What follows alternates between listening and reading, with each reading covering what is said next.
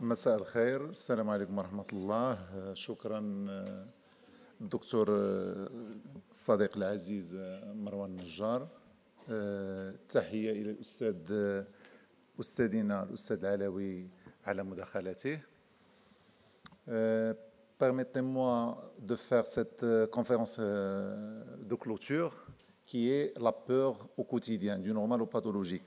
L'année dernière, j'avais fait la conférence de clôture, mais c'était à propos de Marad al-Ishq fi Turat l'Arabi islami. Maintenant, c'est autre chose. Là, c'est la psychiatrie, c'est la psychologie, c'est la thérapeutique. Donc, en guise d'introduction, la peur, comme vous le savez, est l'émotion du danger, ou plutôt la perception du danger. C'est une émotion fondamentale, émotion à fort impact physiologique qui prépare à une action physique qui peut être soit la fuite, soit le combat, soit l'immobilisation. Souvent, elle est inconsciente, du moins dans un premier temps. Les peurs naturelles sont nombreuses, ils sont universels.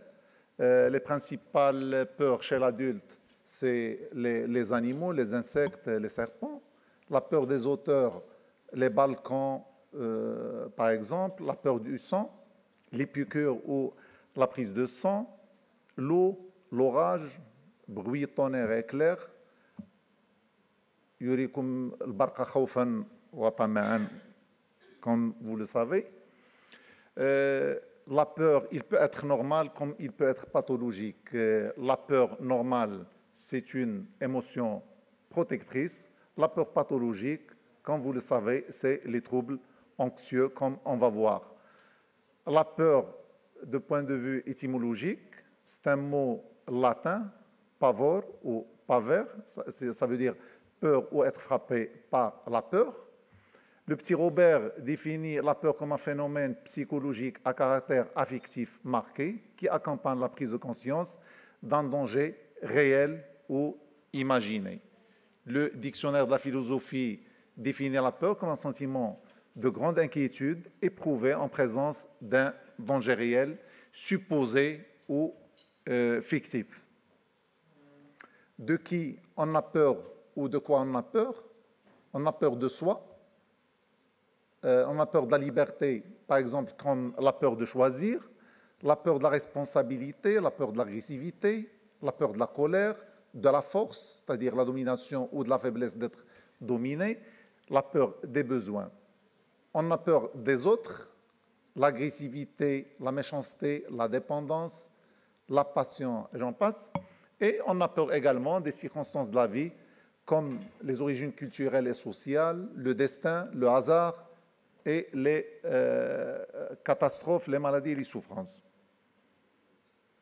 Il y a plusieurs profils de la peur qui s'identifient à travers la conscience spontanée en synchronie avec le monde extérieur et réfléchit en diachronie avec soi-même, sous forme de trac, sous forme de stress, de crainte, d'effroi, de panique, de phobie, comme on va voir par la suite. Pour un individu donné, les profils de peur ne sont pas les mêmes selon les périodes et les expériences de sa vie. D'un individu à l'autre, pour un même événement, les profils de peur ne sont pas identiques et les façons de réagir sont également différentes. La fuite, la tétanisation, l'agressivité, le refus, l'acceptation sont tous des façons de réagir. La plupart des peurs correspondent ou ont correspondu à des dangers rencontrés par nos ancêtres chasseurs-cueilleurs. Le fait d'éprouver de la peur a été un avantage évolutif important. Le fait d'éprouver trop de peur limite les chances de survie en faisant manquer beaucoup d'occasions de chasse ou même de guerre si favorables à la reproduction. Il fallait donc répondre à un impératif contradictoire, éprouver la peur, mais ne pas faire n'importe quoi en restant très prudent. La peur est utile dans la survie de l'espèce humaine. Par exemple, la peur des animaux, le risque c'est d'être attaqué ou mordu. La peur des inconnus, les violences de la part de l'homme ou d'autres tribus. De l'obscurité, la peur de se perdre, la peur d'être agressé. L'origine de la peur, comme toute maladie psychiatrique ou tout problème psychologique, c'est toujours l'origine biopsychosociale. Culturelle, les peurs culturelles sont fluctuantes en fonction des époques et des civilisations. Leur impact physiologique est moindre. Il s'agit davantage d'inquiétudes psychologiques anticipant un danger potentiel. Donc on a ici le rôle, la peur a un rôle de régulation sociale. Il y a les peurs innées qui se manifestent aussi chez l'enfant. Par exemple, jusqu'à l'âge de 6 mois, il y a une perte d'appui, peur de perte d'appui, peur des bruits forts. De 7 mois à 1 an, c'est les visages inconnus. De 1 an à 2 ans, la peur des séparations avec les parents, la peur des inconnus, la peur du vide. De 2 ans à 4 ans, c'est la peur des animaux, de l'obscurité, des bruits nocturnes. De 5 ans à 8 ans, c'est la peur des êtres surnaturels, du tonnerre, des gens, entre parenthèses, méchants. De 9 ans à 12 ans, c'est la peur des événements rapportés par les médias.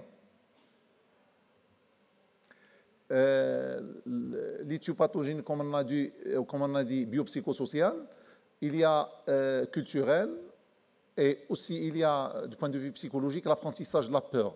L'apprentissage de la peur, soit suite à un traumatisme unique, traumatisme répété ou par imitation de modèles. De point de vue neurobiologique, l'amygdale temporale semble être un relais important de la peur. Lorsque cette peur sert à assurer notre survie, personne ne s'en plaint. Le problème commence lorsque la peur présente une nature anxieuse. Il se distingue par le fait que la réaction apparaît disproportionnée par rapport à la situation. C'est là où il y a la peur pathologique, c'est une peur inutile, c'est le cas des troubles anxieux, qui sont parmi les troubles les plus répandus et les plus fréquents. Souvent sous-estimés, banalisés malgré leur évolution généralement chronique, associés à un effet invalidant sur le fonctionnement psychosocial des individus ou des patients atteints. Le taux de suicide de patients atteints de troubles anxieux est 10 fois plus élevé que celui de la population générale. La qualité de vie serait beaucoup affectée. À titre d'exemple, la seule étude épidémiologique faite au Maroc moderne a été faite pour la pathologie mentale, a été faite en 2003. A été faite entre 2003 et 2007. Elle a été publiée en 2007. On trouve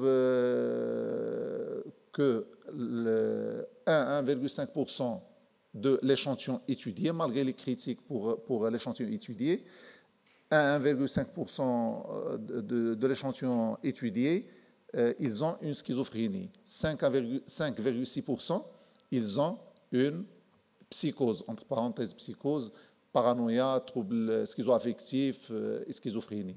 Et 9,7%, ils ont un trouble d'anxiété généralisée qui est seulement un trouble parmi plusieurs troubles anxieux pour savoir l'ampleur des troubles anxieux.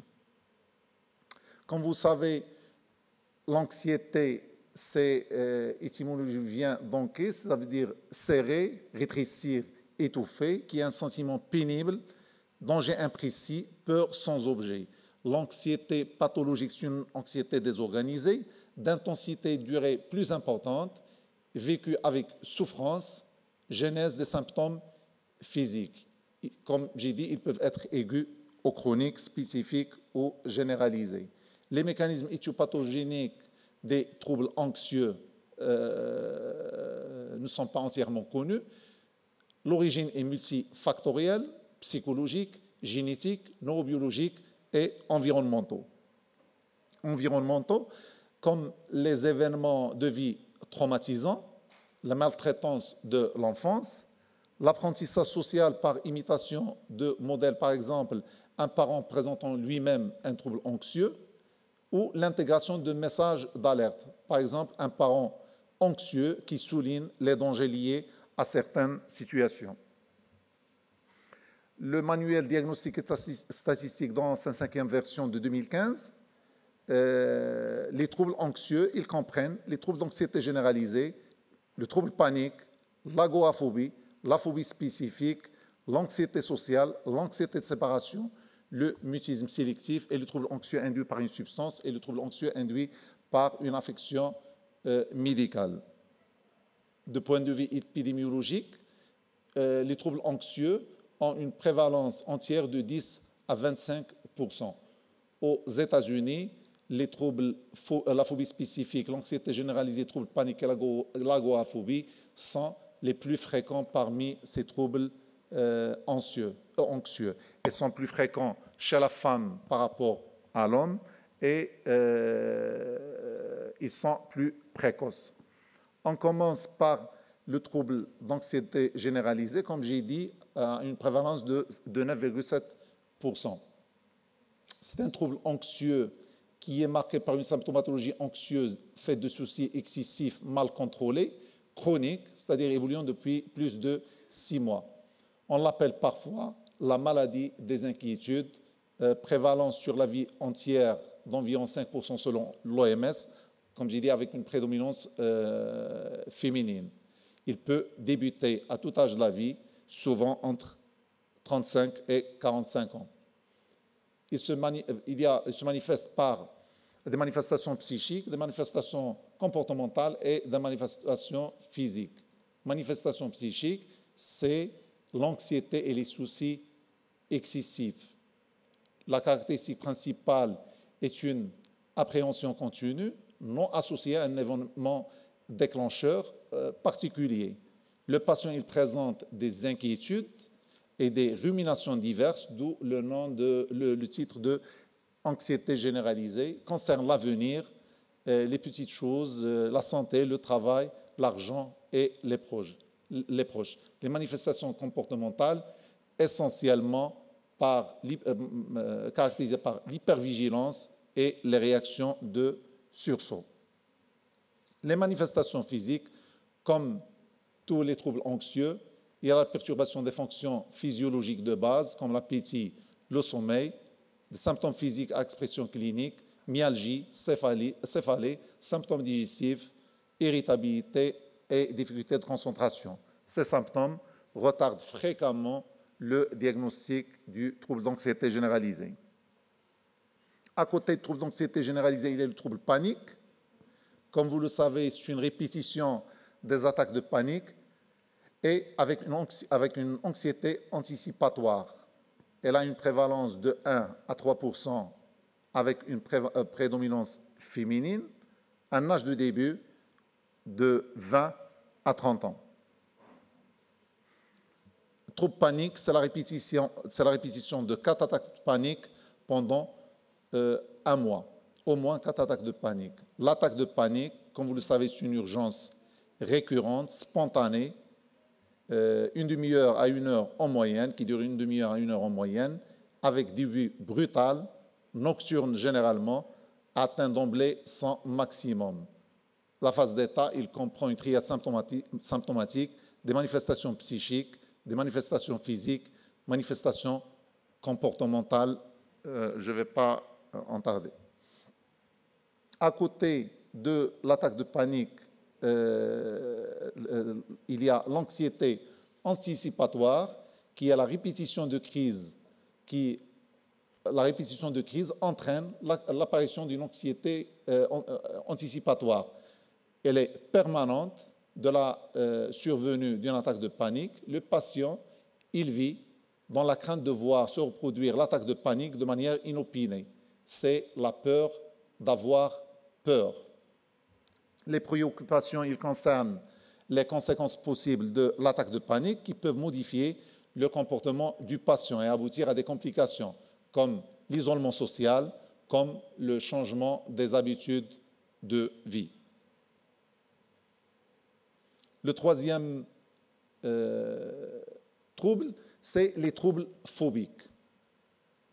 Les troubles phobiques, c'est une peur très intense, souvent incontrôlable, déclenchée par la confrontation à un objet ou une situation bien définie, ne constituant pas en lui-même un danger.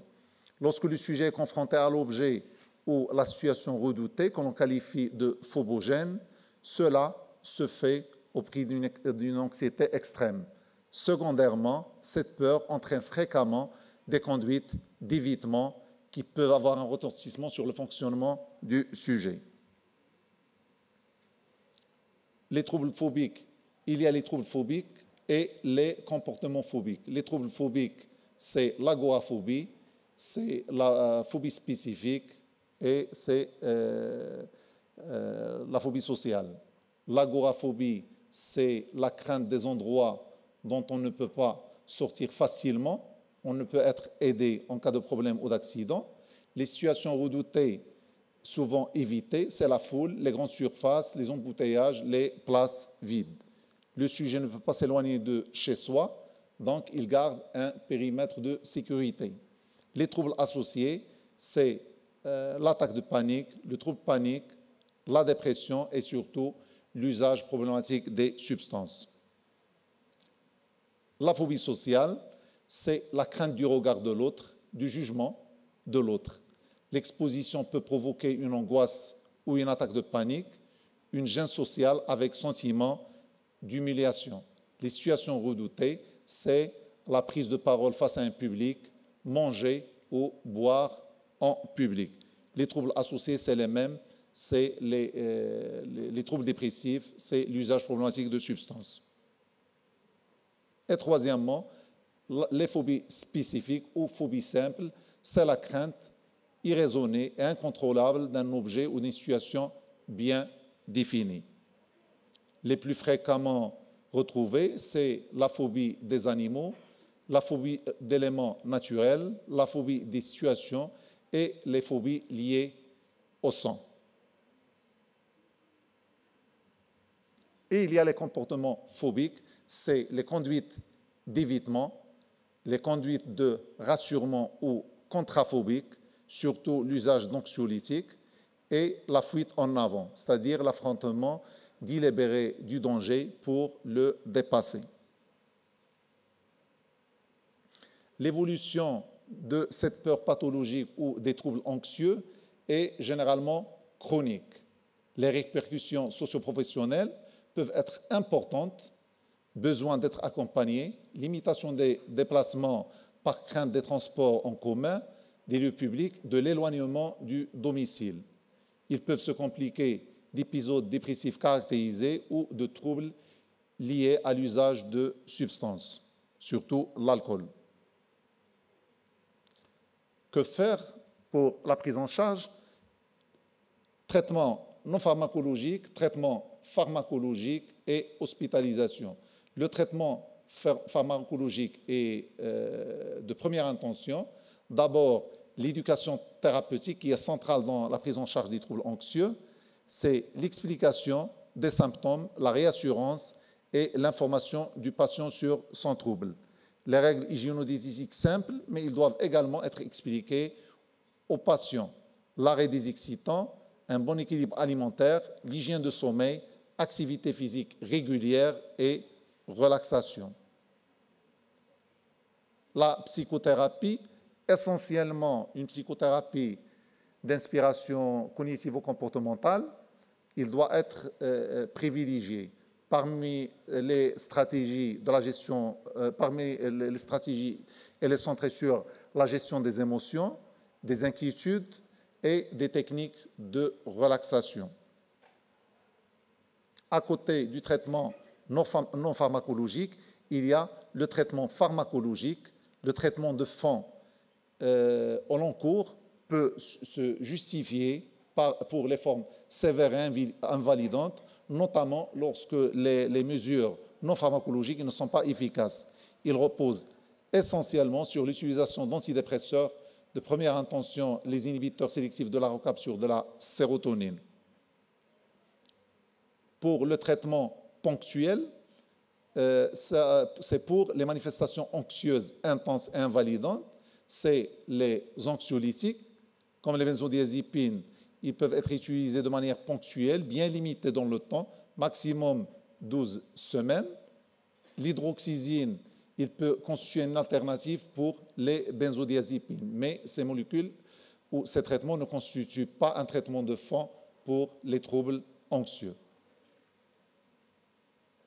L'hospitalisation, c'est au dernier recours, elle est extrêmement rare, c'est seulement pour les manifestations anxieuses aiguës, très envahissantes, surtout avec un risque suicidaire ou la comorbidité dépressive sévère.